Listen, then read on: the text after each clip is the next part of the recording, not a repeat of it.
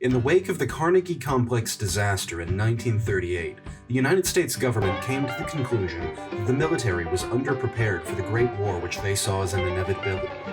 With underarmed and armored tanks, an aging fleet of trucks, and no integration of versatile Walker-style vehicles, it was obvious that reform was badly needed to avoid an even larger embarrassment in the future. As part of those efforts, an experimental division was stood up the following year.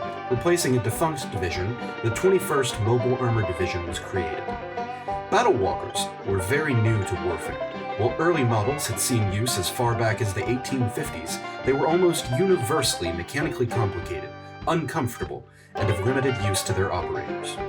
Having seen a large amount of development on the civilian market, this newest attempt saw many of those previous issues negated. Theorized as optimal vehicles for the extremely rough and broken terrain of Hochhimmel or northern Atlantia on Concord Minor, or as more maneuverable and flexible options for urban combat, the Army was initially unsure as to how to use these new vehicles.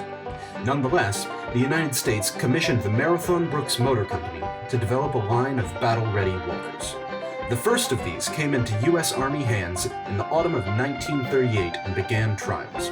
As part of the creation of this division, qualified experts were sought out and offered training positions. A mechanic, engineer, and former mercenary by the name of Jethro Madison was among them. After purchasing and forgiving his remaining debt to the Belrose Industrial Company, Jethro was given a commission as a warrant officer in the newly formed 21st Mobile Army.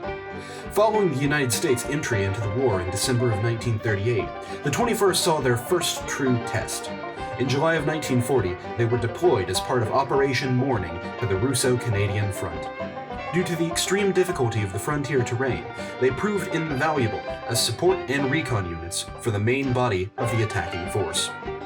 In November of 1940, Jethro was involved in the Battle of Broken Timber Lake, where the 21st, supported by the Canadian 3rd Colonial Infantry Division, met the force of a Russian counteroffensive.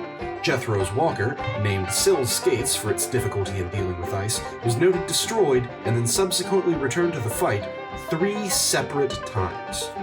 In fact, throughout the 4 days of the battle, makeshift field repairs, hasty welds, and ingenious jury rigging had allowed Jethro and his men to return to the fight over and over again, contributing to the eventual Allied victory.